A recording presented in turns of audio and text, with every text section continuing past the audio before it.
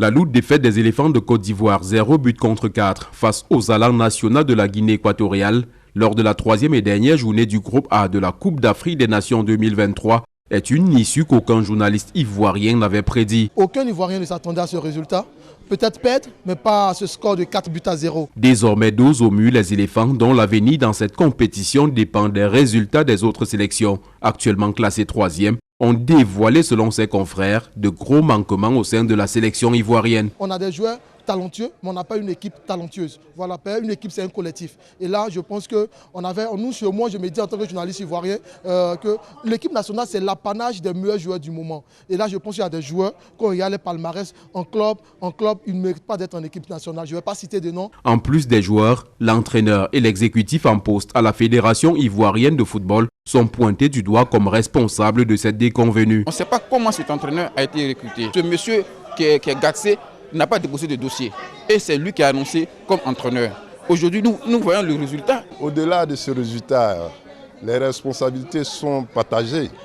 La Fédération ivoirienne de football a-t-elle fait son travail en venant au coach, au sélectionneur? A-t-il le niveau? N'est-il pas dépassé? Parce qu'aujourd'hui, on voit des jeunes entraîneurs face à des systèmes qui arrivent à trouver des systèmes pour élever le volume de jeu. Mais en aucun moment, celui-là, il n'a démontré cela. Parlant aussi des joueurs, ce ne sont pas des guerriers, ce ne sont pas des éléphants, on dira. Moi, j'ai trouvé certains comme de gros bébés, de gros enfants. La colère de ces journalistes est surtout liée au fait qu'ils avaient pleinement joué leur rôle en tirant la sonnette d'alarme.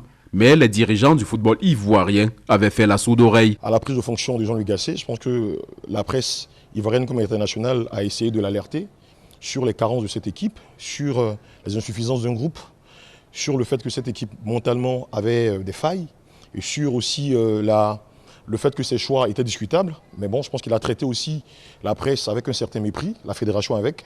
Et donc je pense qu'on récolte ce qu'on a sémé. Et je pense que ce genre de défaite arrive à point nommé pour situer les responsabilités et pour une fois qu'on arrête le verbiage et qu'on se remette véritablement au travail. Si tout n'est pas encore perdu pour la Côte d'Ivoire, ces professionnels de médias ne voient pas les éléphants aller très loin, au cas où une qualification miraculeuse pour le deuxième tour advenait.